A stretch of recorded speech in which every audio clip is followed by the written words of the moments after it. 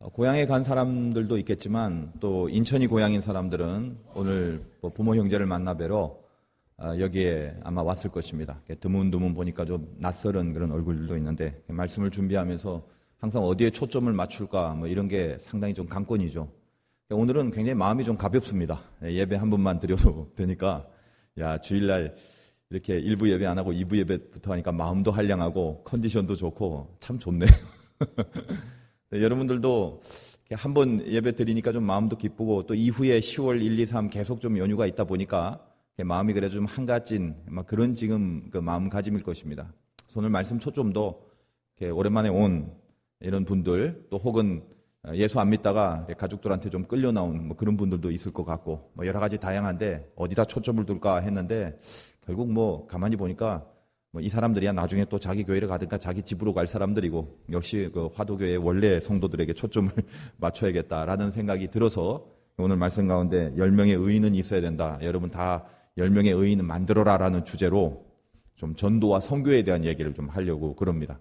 여러분들이 오늘 이 1시간 동안 다시 이 추석에 즈음하여 어떤 마음을 가져야 되는지 또 이렇게 연휴에 즈음하여 그냥 이렇게 너무 널브러져 있지 말고 내 속에 어떤 영적인 준비는 뭘 해야 되는지 또 우리 10월 1, 2, 3이면 교회에서 직원들도 좀 이렇게 쉬고 좀 이렇게 휴식 기간이에요. 그러니까 여러분 그동안 다시 한번 이렇게 에너지가 잘 응집되고 또 회복이 되는 그런 충전의 꼭 시간이 영적인 충전의 시간이 되기를 바라면서 이 말씀을 드립니다. 어릴 때는 추석 명절 굉장히 좋았죠. 근데 지금 여러분들은 여기서 추석이라서 혹시 좋으신 분이 더 많나요? 아니면 마음에 부담이 되시는 분이 더 많나요? 가만히 생각해보면 어릴 때 좋았던 이유는 사실 별게 아니고 두 가지입니다. 하나는 학교 안 가서 좋았고 또 하나는 용돈을 받아서 좋았죠. 그 두 가지 때문에 늘 명절을 이제 기다렸습니다. 근데 그러다가 이제 나이가 점점 들어가고 보니까 집안 어른이 안녕하시냐 건강하시냐 무슨 조상의 무슨 덕을 기리고 이런 거 하나도 없고 그냥 부담만 많이 됩니다. 그러니까 여러 가지 어려운 인간관계 또 가족들 간에 화목하면 참 좋겠는데 또 화목하지 못하면 또 가족들끼리의 그 관계가 또 상당히 또 겸연쩍은 그런 부분도 있고요. 이스라엘 백성들도 추석이 있었습니다. 그래서 보통 추수감사절이라고 부르는 것이 이스라엘 백성에겐 추석인데 한 해 동안의 열매를 하나님 앞에 감사하고 예배를 드리니까 그들에게 있어서 추석은 좀 의미가 있습니다. 우리들의 추석은 사실 감사로 깔려 있어야 될 부분이 있지만 대다수의 우리 한국 사람들의 추석은 감사라는 거 별로 없죠. 의뢰이 지켜왔던 정통 명절이니까 지키고 휴식한다라는 그런 개념이 또 있고 믿는 사람들은 모여서 같이 믿는 가정이라면 추도 예배도 드리고 뭔가 이렇게 좋은 거룩한 뜻을 하나님 앞에 드리는 영적 추석으로도 삼을 수 있겠습니다만 사실 대부분 그렇지 않습니다. 제사를 지내야 되고 또 나는 교회를 다니고 예수 믿지만 또 안 믿는 가문 속에 들어가면 어쩔 수 없이 그런 세상적인 흐름 속에 있어야 되고 그러다 보니까 이제 골치 아픈 것들은 여자들이 좀 골치 아프죠. 며느리들 이런 사람들은 굉장히 이거 추석이나 명절이 좀 부담스러울 수가 있습니다. 그래서 어떤 사람들이 재밌는 글을 좀 올렸는데 오늘 추석인지라 좀 재밌는 얘기 많이 할게요. 며느리의 시라는 게 있어요. 며느리의 시. 중간에 제가 읊어드리겠는데 좀 과격한 표현이 있더라도 양해를 해주시기 바랍니다. 재미가 있어요. 사자로 이렇게 쭉 지은 시예요. 세상 사람, 세상의 며느리. 저번 제사 지나갔네. 2달 만에 또 제사네. 할 수 없이 그냥 하네. 이리저리 욕 나오네. 제일 먼저 나물 볶네. 4가지나 볶았다네. 이제부턴 가부좌네. 5시간 전 부치네. 허리 한번 펴고 싶네. 1시간만 눕고 싶네. 남자들은 TV 보네. 뒤통수를 째려봤네. 주방에다 소리치네. 물 떠달라 지랄 떠네. 제사상은 내가 했네. 지네들은 놀았다네. 절하는 건 지들이네. 이내 몸은 부엌 있네. 이제서야 동서 오네. 낯짝 보니 치고 싶네. 손님들이 일어나네. 이제서야 간다 하네. 바리바리 싸준다네. 내가 한 거 다 준다네. 아까워도 줘야 하네. 그래야만 착하다네. 피곤해서 누웠다네. 허리 아파 잠 안 오네. 명절 되면 죽고 싶네. 일주일만 죽고 싶네. 10년 동안 이 짓 했네. 수십 년은 더 남았네. 너무 재밌어서 제가 이렇게 적어왔어요. 혹시 이 중에 있는 며느리들이 그런 마음으로 추석을 지내고 있지 않은가 생각됩니다. 예수 믿는 가문의 사람들이 그럴 리는 없겠지만 예수 안 믿는 가문 속에 있는 사람들은 명절이 참 힘들 수도 있겠다 생각됩니다. 여러분이 즐거운 추석 되라고 그렇게 인사를 했는데 그래서 즐거운 추석 되려면 기도밖에 없습니다. 기도해야 됩니다. 그래서 우리 가문이 하나님을 경외하는 가문이 되게 해달라고. 그래서 모든 인간관계가 하나님 앞에 집중돼서 뭔가 이렇게 만나도 은혜 있는 그런 가문이 되게 해달라고. 평소에도 별로 가문을 위하여 기도 안 하다가 꼭 명절 되면 그 기도가 간절해지는 그런 심령이 많죠. 힘겹고 막 불평이 생기니까 하나님 왜 우리 가문은 예수를 안 믿어서 제가 이 고생입니까? 언제까지 기도해야 되나요? 뭐 이러면서. 그래서 명절 때만 기도하면서 평소에 늘 기도했던 것처럼 그렇게 하소연을 하는 경우도 있습니다. 당장 닥치니까. 하나님은 기도를 안 들어주셔서 내버려 두는 분이 아니라 첫째는 계속 기도를 안 하고 있고 또 둘째는 하나님의 섭리 가운데 그 기한과 때가 아직 아니라서 그럽니다. 그러므로 여러분들이 기도를 끊임없이 이 가족을 위해서 가문을 위하여 계속 해야 됩니다. 굉장히 중요한 것입니다. 누구 병들어서 위급한 문제를 갖고 기도하라면 금방 심령에서 동기부여가 됩니다만 가족과 가문을 위하여 기도하라는 것은 이 질이 멸렬한 시간들이 걸리기 때문에 사실 이런 부분에 있어서 굉장히 시간들이 좀 오래 걸립니다. 그러니까 지치기도 하고 또 이게 중간중간에 자꾸만 그만두게 된다는 것입니다. 그래서 하나님을 믿으면서 우리가 오해하고 있는 부분, 이해하지 못하는 부분이 그거예요. 내가 이렇게 기도를 하는데 왜 하나님이 확 들어주지 않느냐? 내가 가정을 위하여 기도하고 우리 가문이 복음화되기를 위하여 기도하는 그런 귀한 기도인데 왜 이렇게 오래 걸리냐? 이런 생각하게 됩니다. 그러면서 나중에 불평과 원망이 특별히 이렇게 명절 때 되면 더 심해지게 되는 법이죠. 어디서 이해를 못하고 어디서 오해를 하고 있느냐? 우리는 신앙생활 하면서도 늘 자기가 굉장히 중요합니다. 자기 본의의 삶을 살아요.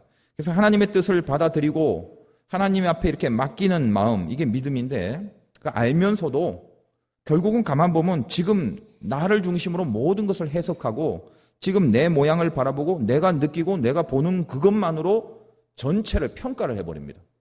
그러니까 사실 우리가 전부를 볼 수 없잖아요. 어떻게 하나님의 크고 광대한 섭리를 전부 다 볼 수 있겠습니까? 그러니까 내가 느끼고 내가 보는 것을 갖고 모든 것을 평가해버리니까 왜 안 되냐, 왜 아직 멀었냐, 혹은 왜 언제까지 해야 되나, 이런 조바심과 조급함이 생기기 마련입니다. 신앙의 핵심이라는 것은 여러분 신앙생활 잘한다는 건 딴 거 아니라 자기 본위에서 하나님 본위로 바뀌어지는 그게 성숙한 신앙입니다. 그게 완성된 신앙입니다. 그래서 그것을 위하여 우리가 훈련하고 노력해야 됩니다. 우리가 얼마나 자기 테두리 안에서만 모든 것을 판단하고 해석하는지 제가 이렇게 말씀을 드려도 사실 스스로 모릅니다. 그냥 그러려니 생각하고 있지 그러면서도 항상 내 테두리 안에서만 모든 것을 판단하고 해석하게 된다는 것입니다. 여러분 명절 되니까 TV 같은데 가족 영화도 많이 나오게 되고 별 할 일이 없으면 집에서 이렇게 TV 켜보면 영화들이 많이 나오죠. 또 요즘 채널들이 얼마나 많은지 곳곳에 그런 거 많이 볼 수 있습니다. 또 극장에 가서 또 영화도 보기도 하고 그렇습니다. 극장 얘기 중에도 저 재밌는 얘기가 하나 있는데 유비하고 관우하고 장비가 추석을 맞이해서 자기들 이야기를 담은 그 적벽대전이라는 영화를 보러 갔대요. 재밌는 얘기입니다. 막내인 장비가 인터넷을 못하니까 직접 극장에 가서 직접 예매를 하러 갔답니다. 한참 기다려도 오지 않으니까 유비가 답답해서 관우를 보냈어요. 근데 관우도 함흥차사예요. 아니 이게 무슨 천하의 장군들이라고 하는 사람들이 극장표 하나 예배를 못하나. 유비가 답답한 마음으로 영화관으로 갔는데 영화관에 갔더니 관우와 장비가 극장을 다 깨부수고 있더니 깜짝 놀란 유비가 아니 왜 예매하랬더니 극장을 부수냐고 그렇게 물어봤습니다. 그들이 하는 말이 형님 조조 그놈만 할인해 준답니다. 그래서 이들의 분노가 뭐예요? 이 분노의 이유가 무지함이죠. 무지함. 조조가 뭔지 모른단 말이에요. 모르니까 분노가 생기고 모르니까 뭐가 올라오고. 여러분 추석을 맞이해서 제가 소개드릴 영화가 하나 있습니다. 브루스 올마이티라는 영화입니다. 짐 캐리와 모건 프리만이 나오는데 오늘 추석 특집이라 제가 이런 얘기 많이 합니다. 짐 캐리가 굉장히 유명한 배우죠. 연기를 잘하는데 이런 내용입니다. 짐 캐리가 하나님이 전능하다 하면서 왜 세상이 이렇게 돌아가냐, 내 일이 이렇게 안 풀리냐. 근데 그때 그 모건 프리만이라는 그 흑인 영화 배우 그가 하나님의 역할을 합니다. 하얀 옷을 입고 청소부의 모습을 하고 하나님의 역할을 합니다. 내가 하나님이다. 그러니까 네가 무슨 하나님이냐 이렇게 나오는 거죠. 나는 전능하다. 네가 전능한 하나님이라면 왜 세상이 이 모양이냐.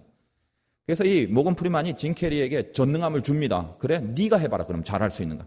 내 모든 전능함을 줄 테니까 너가 한번 세상 다스려봐. 그렇게 불만이면. 알겠다고. 그리고 이제 짐 캐리가 전능함을 수여받습니다. 그래서 세상 사람들을 이렇게 봤더니 세상 사람들의 기도가 막 올라오고 있다는 거예요. 근데 많은 부분 제일 많은 기도가 뭐냐면 복권 당첨을 위한 기도. 그래서 전능한 짐 캐리가 다 당첨을 시켜버렸어요. 그러니까 무려 40만 명이 당첨이 돼버리고 그러다 보니까 배당금이 끼케야 17불, 우리나라 돈으로 2만 원도 안 되게 다 배당이 되더라는 것입니다. 그러니까 그건 복권 당첨의 의미가 없는 거죠. 제가 그 영화를 보면서 무슨 생각이냐면, 이 합력하여 선을 이루시는 하나님. 하나님이 나는 이 복권이 당첨돼야 되고 이 돈이 없으면 안 된다고 그렇게 간절하게 금식기도 하고 막 그러겠죠. 근데 어때요? 하나님은 그 사람을 보는 거 아니라 전체를 보고 다 합력하여 선을 이루는 참 골치 아프신 분이라는 거예요. 그래서 하나님은 전능하신 하나님이란 말 말고 전지하신 하나님이란 말을 하나 더 붙인 이유를 제가 그때 깨달았어요. 모든 것을 아시고 그 아심이라는 속에 그 모든 걸 알고 있는 범위 내에서 전능함을 그것을 적용시켜야 되기 때문에 하나님이 이게 머리가 아프신 거예요. 여러분의 기도가 당장 이루어지지 않아도 중단하지 말고 혹은 필요할 때만 하지 마십시오. 그 나라와 그 의를 구하는 기도, 이것이 더 많아지도록 노력해야만 됩니다. 여러분의 가정, 가문, 부모, 형제, 자녀들 이런 사람들을 위해서 지치지 마시고 오늘 이 진정한 추석의 의미는 그들이 하나님을 알게 해달라는 축복, 그리고 우리 가정이 하나님을 믿는 가정이 되게 해달라는 그런 어떤 간절함의 기도로 그렇게 승화돼야 되고 의미를 부여해야 될 것입니다. 물론 이 중에 예수 안 믿고 끌려온 사람들은 아이고 저 무슨 나에겐 상관없는 가슴에 안 하는 얘기를 하나 그렇게 하겠습니다만, 제가 말씀드렸다시피 안 믿는 사람들을 위한 오늘 메시지가 아닙니다. 먼저 믿는 사람들, 먼저 아는 사람들, 그 사람들을 향한 메시지입니다. 여러분들 성경에 보면 예언자, 선지자란 말이 있죠. 우리 모두가 하나님의 예언자고 선지자입니다. 근데 예언과 선지자라는 게 무슨 신비한 능력이 있는 사람이 아니라고. 그들은 책임이 있는 사람. 어떤 책임이냐? 예언자나 선지자들 중에도 신통치 않은 사람이 있었고 범죄한 사람들도 있었습니다. 근데 그들이 왜 그런 이름을 붙었냐면 예언이란 말씀 원자에 맡길, 예금할 때 예자죠. 말씀을 맡은 사람이란 말이에요. 그게 예언자입니다. 선지자, 먼저 깨달은 사람이에요. 우리가 믿음이 없고 좀 부족함이 많아도 안 믿는 사람에 비하여 우리가 예언자고 선지자라는 말은 하나님을 먼저 알았고 하나님이 나에게 주신 말씀을 내가 맡고 있잖아요. 그래서 그 사람들에겐 특별한 역할이 분명히 필요하다는 것입니다. 앞장서 있는 사람, 돈이 많거나 세상 사람들보다 무슨 실력이 있거나 뭐 이래서가 아니라 하나님의 말씀을 먼저 알고 먼저 맡고 있던 사람이기 때문에 그 역할이라는 게 분명히 있다는 것입니다. 그래서 그 역할을 하기 위하여 오늘 우리가 필요한 게 뭐다? 우리 가정 내에서 하나님, 우리 가문이 나도 부족함이 많습니다만 좀 이렇게 하나님을 잘 알아갈 수 있는, 정말로 감사함이 있을 수 있는 그런 가정 되게 해달라고.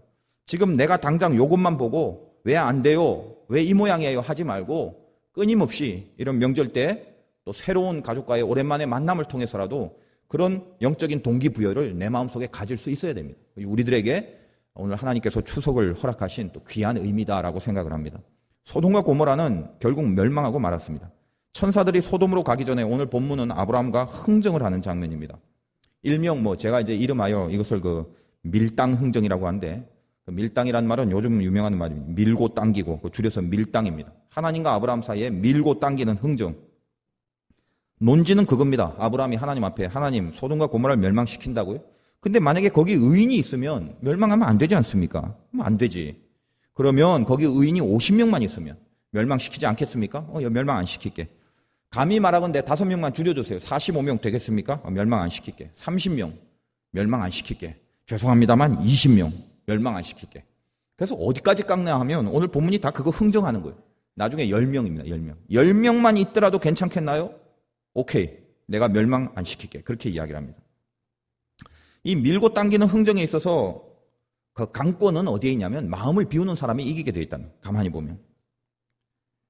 제가 전에 그 중국에서 시계를 하나 샀습니다. 태그 호이어라는 명품인데 그게 보통 시가가 200만 원에서 300만 원 하는 아주 고급 시계입니다.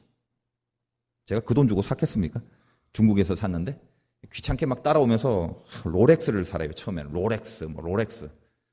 태그 호이어, 롤렉스, 태그 호이어는 더 비싼 거고.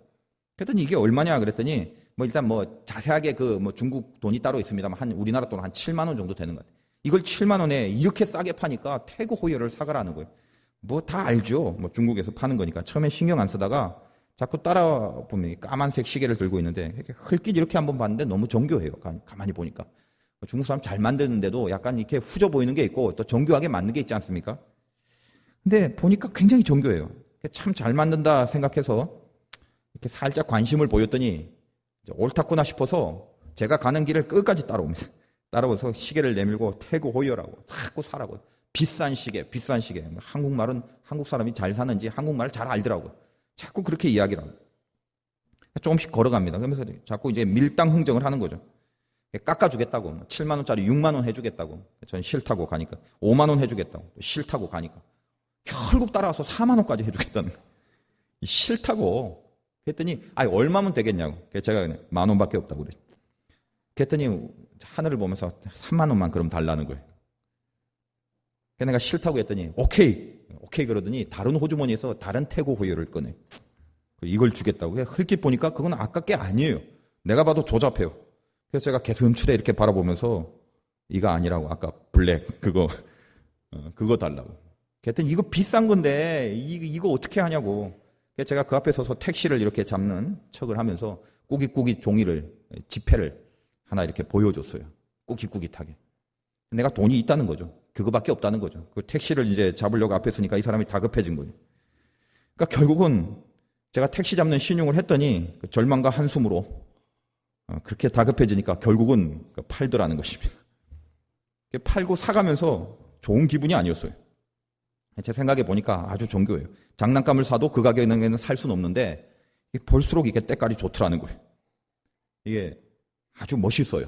물론 이제 가짜인 건 맞습니다만 아마 그 돈으로 그 정도의 장난감도 못 살 것 같아요. 이게 밀당흥정이거든요. 밀당흥정.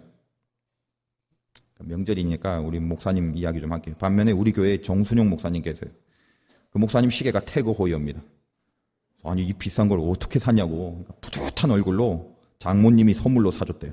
진품이라고. 그래서 물어봤어요. 보증서 있냐고. 보증서 없대요. 그러면 장모님이 주실 때 시계 박스 속에 넣어서 같이 줬냐고. 아니래요. 그래서 마지막으로 제가 물어봐요. 장모님이 어디서 사오셨냐고. 중국이래요. 더 이상 묻지 않았습니다. 정색을 하면서 진짜라는데 가슴 아프게 할 수는 없고 밀당흥정의 강권은 마음을 비우는 것입니다. 제가 그 시기에 안 사도 됩니다. 살 필요도 없어요. 살 마음이 하나도 없어요. 마음을 비웠어요. 근데 그 사람은 무조건 팔아야 됩니다. 승부는 난 거예요. 이미 승부는 끝난 겁니다. 그러니까 막판 흥정에 와서 반드시 꾸깃꾸깃한 돈을 좀 이렇게 보여줘야 됩니다. 그게 이제 마지막 동기부여입니다. 꾸깃꾸깃하게. 여러분 혹시 뭐 살 거 있으면 잘 인용하십시오. 밀당 흥정은 마음을 비우는 사람의 승리다. 아브라함과 하나님 사이의 이 흥정, 하나님이 마음을 비우셨습니다. 50명에서 다 깎아내려도 아마 10명이 아니라 마지막에 아브라함이 한 번 더 5명만요. 그래도 하나님 오케이 했을 거예요. 왜냐하면 하나님은 사심이 있는 것이 아니라 의인 한 명. 사실 의인이 중요했습니다. 아마 한 명만 있다 할지라도 그 한 명을 위하여 그 한 명을 멸하시지 않을 뿐이라는 거예요. 아브라함은 그러나 사심이 있었어요. 그가 10명으로 한정시킨 이유가 있었습니다. 제가 가만히 한번 묵상을 해봤어요. 왜 아브라함이 더 깎지 않았을까? 한 5명, 3명 정도로 미안해서 그랬나? 근데 미안하기엔 이미 너무 많이 깎아버렸잖아요. 50명에서 이렇게 많이 깎았는데 까짓 막판에 한 2-3명 정도 남길 수 있는데 왜 10명에서 마감했을까? 오랫동안 기도하면서 고민해봤습니다. 근데 뭘까? 밀당 흥정에 있어서 사심을 갖고 있어서 아브라함은 어떤 사심이요? 의인이라는 것에 집중한 것이 아니라 의인은 표면상이고 자기 조카 롯이 거기에 가 있는 거예요. 그래서 소돔 땅에 조카 롯만은 구해야 된다라는 사적인 마음이 있겠죠. 근데 롯을 한번 제가 살펴봤어요.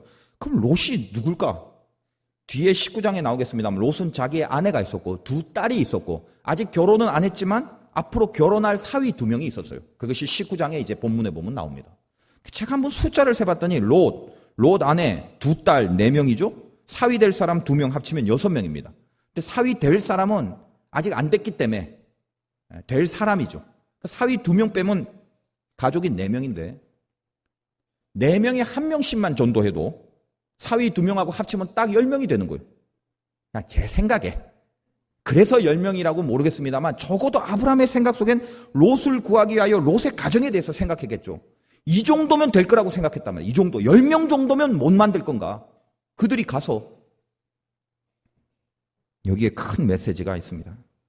적어도 롯이 아브라함의 가문인데 그 땅에 가서 거기서 산다면 가족들 다 포함해서 10명 정도는 만들어내지 못했겠냐 이 말이에요. 오늘날로 표현하면 한 명은 전도하고 살아야 되지 않겠냐 이 말이에요. 한 명은. 그런데 어때요? 그 10명도 없더라는 것입니다. 여러분 19장에 가면 롯을 찾아온 두 천사를 롯이 극진하게 대접합니다. 너무너무 극진해서 먹을 거 뭐 다 해주고 그 두 천사를 잡으러 온 폭동에게 자기가 아직 결혼 안 한, 앞으로 결혼해야 될 이제 사위까지 다 있는 두 딸을 그들에게 내어주더라도 천사들은 안전하게 모시려는 그 정도의 극진한 대접을 보입니다. 어떻게 보면 하나님 앞에 보기에 너무 극진한 모습이고 충성이고 헌신 같아 보여요. 근데 이것이 얼마나 중요한 메시지입니까? 롯이 지금 정작 그 땅에서 해야 될 사명은 누구를 얼마나 잘 대접하느냐가 중요한 게 아닙니다. 얼마나 헌신하냐, 얼마나 많은 일들을 하고 이 일 저 일을 열심히 하냐, 얼마나 많이 기도하고 얼마나 많이 봉사하고 얼마나 많이 섬기고, 물론 그런 것들도 분명히 중요합니다만 가장 1차적으로 롯이 그 세상 속에 들어가서 해야 될 일이 뭐다? 자기들을 통해서 의인을 만들어내야 될 미션, 그게 1차적인 것입니다. 그거 안 하고 다른 일만 분주했다는 거예요. 다른 일을 하지 말라는 것이 아니라 제일 중요한 그곳에 던져진 사명, 그거 다 잃어버리고 살아버렸다는 것입니다. 여러분, 제가 오늘 뭐 긴 얘기는 안 합니다. 평생 예수 믿고 살면서 한번 생각해 보십시오. 내가 이 세상 속에 던져져서 롯처럼 선한 영향력을 끼쳐본 일이 있는가? 맨날 하나님의 나라와 의를 구하라고 하는데 그 의를 구하기 위하여 나를 통하여 의인을 만들어내는 일, 그 일을 나는 과연 하고 살았는가? 그 귀한 사명, 그 1차적인 미션을 잊어버리고 우린 도대체 교회를 왔다 갔다 하고 예수를 믿으면서 무엇에 그렇게 바쁘고 분주했던가? 롯이 멸망하고 소돔이 멸망하는 것은 이유는 먹을 게 없고 입을 게 없어서가 아니지 않습니까 지금? 소돔과 고모라가 멸망한 이유가 뭐예요? 롯이 패망한 이유가 뭐예요? 의인 10명, 그게 없었어요. 그게. 근데 여러분은 뭐 때문에 망했다고 생각합니까? 먹을 게 없고 입을 게 없으니까 망했다고 생각하지. 나를 통하여 선한 영향력을 끼치는 일을 하지 않고 의인을 만들어내는 일은 하나도 안 하면서도 망했다고 생각 안 하죠. 여기에 우리의 커다란 결점이 있는 것입니다. 주님 안에 있는 사람들의 뿌리 정신이 무엇입니까? 저는 한마디로 구령열이라고 봅니다. 영혼 구원에 대한 갈망이에요. 영혼 구원에 대한 갈망. 제가 그게 핵심적인 뿌리 정신에 있어야 되고 예수 믿는 여러분이 가슴속에 구령열이라는 게 있어야 됩니다. 제가 11월 달에 그 둘째 주나 셋째 주쯤에 말레이시아의 한인교회에 부흥회를 이제 가게 됩니다. 자비량으로 가는 집회인데 우리 교회에서도 그 교회를 돕고 있고 저는 개인적으로 그 전부터 이렇게 좀 지원했던 그런 교회입니다. 왜냐하면 거기 목사님을 이제 옛날 신학교 힘든 시절부터 좀 알고 있었는데 후배 목사님인데 그 말레이시아 그 교회로 가기 전에 저하고 상담을 한번 했습니다. 부목사로 있다가 자기 아는 분을 통해서 그 말레이시아 교회에 목회 자리가 있다는 거예요. 근데 그 자리가 어떻게 난 자리냐면 그 교회에 큰 풍파가 좀 일어나서 그냥 많지 않은 교회였지만 그래도 신앙생활을 하고 있다가 이게 목사님이 그쪽을 담임하던 목사님이 뭐 떠나야 했고 아무튼 풍지박살이 났다는 거예요. 교인들은 갈갈이 찢겨지고 유지가 더 이상 어려운 교회였다는 것입니다. 그래서 이 후배 목사님이 단기 선교를 갈 때 그 말레이시아의 원주민 교회들을 바라보면서 그 교회가 원주민 교회 11개를 섬겼던 교회입니다. 11개를. 우리나라 같은 경우는 이제 화폐 가치가 다르니까 11개를 섬기려면 웬만한 재력이 있어야 되지만 말레이시아는 뭐 그 정도는 아니죠. 근데 그 원주민 교회를 보고 가슴이 아팠대요. 그래서 그 자리가 났는데 다 박살난 교회라서 누구라도 뭐 가려고 생각을 안 하죠. 가슴이 아팠답니다. 그러면서 갑자기 그런 생각을 내가 한번 가볼까라는 생각이 나더래요. 근데 그렇게 생각할 때 이제 저하고는 조금 이제 교제를 하고 있었기 때문에 제가 그런 말을 좀 했다고 그래요. 고난을 택해라. 고난을 택해라. 근데 그게 갑자기 평소에는 그러려니 하다가 가슴에 이렇게 와 닿나 봐요. 그래서 저를 만나서 상담을 했습니다. 그래서 제가 그 후배 목사님께 그랬어요. 나는 그냥 밑도 끝도 없이 고난을 택하라고 얘기한 적은 없다. 나는 적어도 뭐가 맞는지 틀리는지 그건 잘 모르겠지만 뭐 큰 교회 부목사를 가도 의미가 있겠고 또 뭐 그쪽에 가도 힘들지만 어떤 의미가 있을 수는 있겠는데 중요한 건 그것을 네가 선택하고 판단할 때 너의 뿌리 정신이 뭔지 한번 봤으면 좋겠다. 구령열이다. 구령열. 내가 목사로서 살아간다는 것은 영혼 구원 그거밖에 없다. 그 영혼 구원에 대한 구령열을 가슴에 품고 기도하고 생각을 해봐라. 그리고 결정해봐라. 제가 그런 얘기를 했습니다. 근데 이 친구가 결정을 해버렸어요. 결국 거기에 갔습니다. 그래서 얼마 안 되는 교인들 데리고 열심히 목회를 했어요. 벌써 한 몇 년 정도 됐습니다. 근데 워낙 찢어진 교회인지라, 그리고 여러분이 이제 아시는 분 아시겠습니다만 외국에 있는 한인교회라는 그 정서가 굉장히 힘듭니다. 우리나라 같지가 않아요. 그러니까 이미 어떤 이유든지 간에 한국에서 안 살고 자기 고국을 버리고 다른 곳에 갔다는 것은 그게 긍정적인 거든 부정적인 거든 어쨌든 마음속에 깊은 긴장과 도끼들이 좀 있습니다. 좋은 측면이든 나쁜 측면이든. 그러다 보니까 교회에 다니는 그 교인들이 상당히 정서적으로 굉장히 예민해요, 사실은. 그러니까 굉장히 목회가 힘듭니다. 거기도 마찬가지죠. 그래서 이렇게 박살이 난 교회를 거기 가서 열심히 했는데 진짜 전기도 안 나오는 그런 그 원주민 교회로 가서 원래 11개를 섬겼던 교회가 다 빠개지니까 뭐 더 이상 비전이 없겠죠. 근근히 구축해서 30명의 인원을 교인들을 만들고 5교회를 이제는 지원하게 됐는데 이제 세워져 간다는 거예요. 너무 기쁘다는 거예요. 그래서 이 교회에 한번 부흥회를 꼭 해야 되는데 교회가 그 부흥 강사를 모실 형편도 안 되고 그 형편보다는 아무튼 자기가 여기 오게 된 이유가 저였기 때문에 저를 통해서 한번 집회를 하고 싶다고. 그래서 제가 가슴이 뜨거워졌어요. 그 친구 보면은 오지에 가서 그 원주민들 교회를 섬기느라 그걸 개척하느라 진짜 이렇게 힘들게 사역을 하고 있는 걸 알거든요. 그래서 제가 이번에 가슴이 뜨거워져서 가서 집회를 하고 저도 제 개인적으로라도 그 원주민 교회 중에 가장 멀리 있는 힘든 교회를 하나 제가 좀 평생 좀 책임을 지려는 그런 감동이 좀 있었습니다. 그래서 지금 그거를 준비하고 있다는 거예요. 목사나 선교사뿐만 아니라 저는 그 후배 목사님 보면서 참된 목회자라는 마음을 받았습니다. 왜요? 모든 움직이는 동기, 결단과 선택의 동기에 구령열이라는 게 핵심적으로 있기 때문에 그렇습니다. 얼마나 중요한지 모릅니다. 여러분들이 목사가 선교사 아니라 할지라도 실은 인생에 있어서 가장 중요한 첫 번째 사명, 그게 뭐다? 선한 영향력을 끼치는 사람. 나를 통하여 하나님의 자녀들이 만들어지는, 나를 통하여 영혼 구원에 대한 일들이 생겨지는, 이것이 우리의 뿌리 정신 속에 있는 자, 그 자가 예수님의 제자들입니다. 제자들. 여러분들 그냥 교인으로 살지 마십시오. 종교인으로 살지 마십시오. 예수님의 제자로 살아야 됩니다. 제자가 된다는 게 뭐예요? 예수님을 통하여 많은 사람들의 구원을 이루었듯이 나를 만나는, 그리고 내가 속한 그곳에서 영혼 구원에 대한 구심점이 내가 되게 해달라고 그렇게 기도할 수 있어야 됩니다. 여러분의 형편과 처지가 내 코가 석자라는 거 다 압니다. 하나님도 아세요. 먹고 살 게 없고 입을 게 없는 힘겨움에 있습니다. 관계가 다 깨지고 마음 상처 많아서 나 하나 추스리고 챙기기도 힘들다는 거 주님이 다 알고 계세요.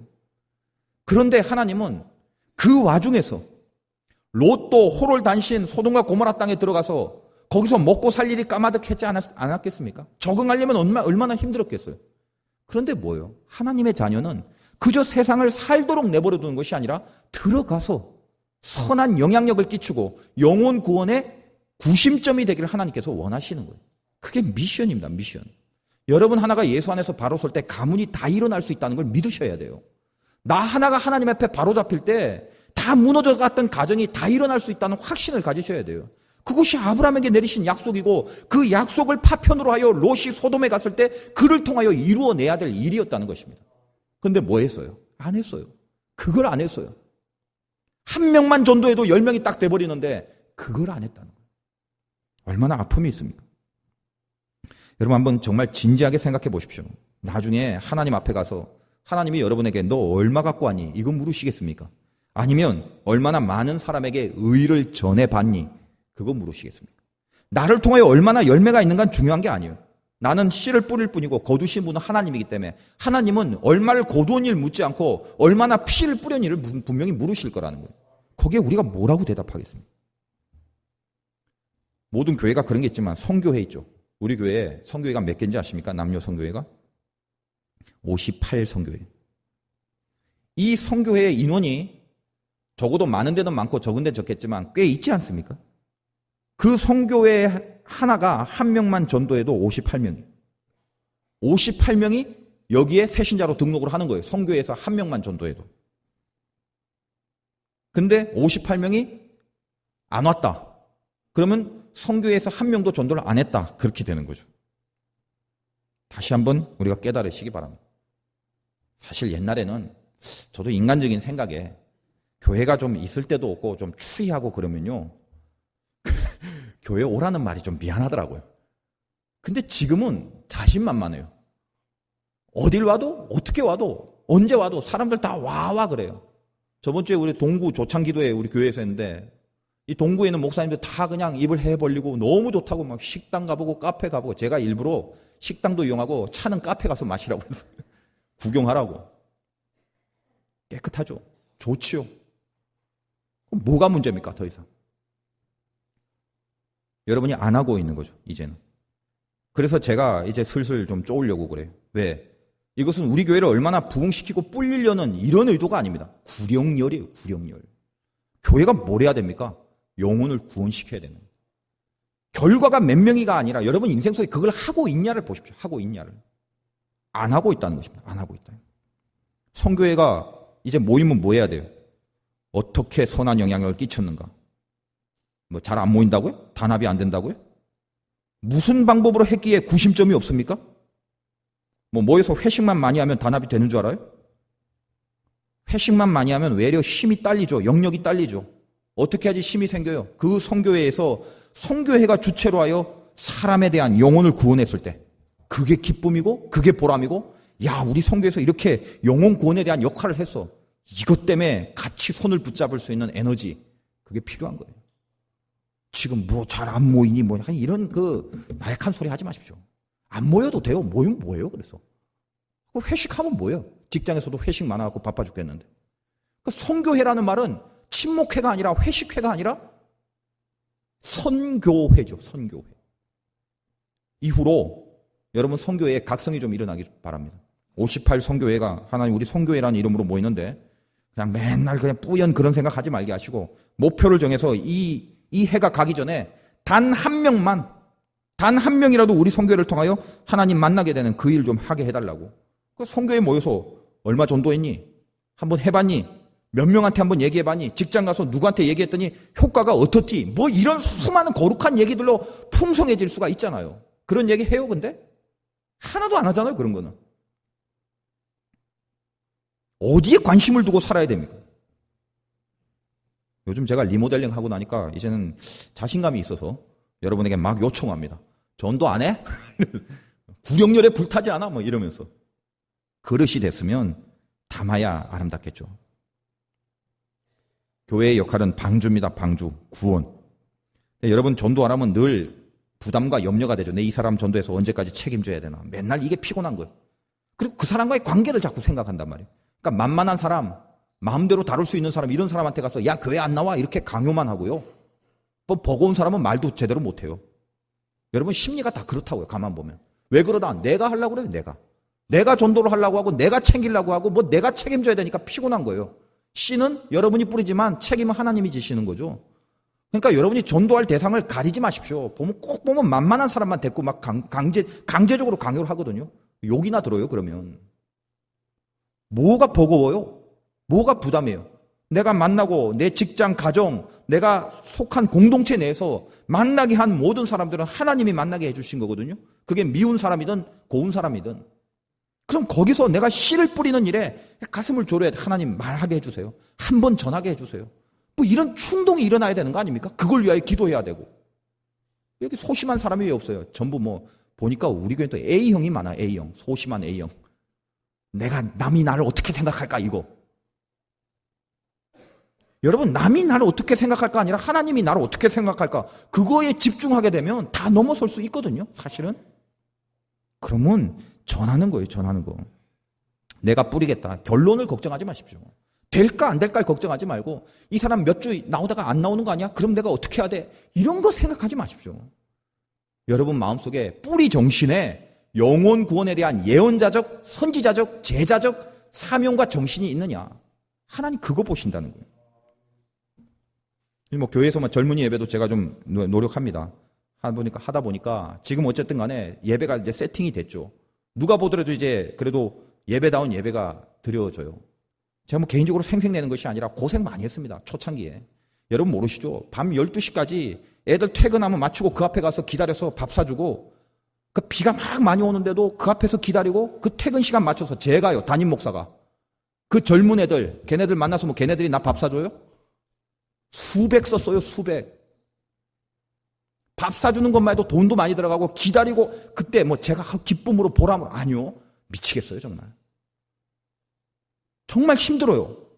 이렇게 안 해도 되는데라는 생각이 얼핏 들 때도 있어요. 피곤하면. 근데 뭐예요?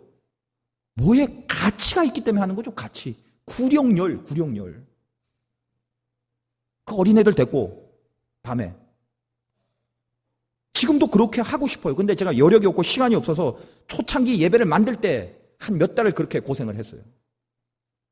그나마 그래서 지금 우리 교회 젊은이들은 저한테 밥 한 번 안 먹어본 사람 거의 없어요. 여러분은 어떻습니까? 저는 목사라서 당연히 그래야 되겠죠. 전문가니까. 여러분의 삶 속에서 나를 통하여 어떤 의인 한 명을 반드시 만들어야 되겠는데 여러분 인생 살아오고 신앙생활하면서 전도하세요, 선교하세요 수없이 얘기를 듣잖아요. 근데 제가 이 교회 목회하면서 여러분 전도하세요라고 강조한 적 별로 없죠. 이제는 하겠다는 거예요.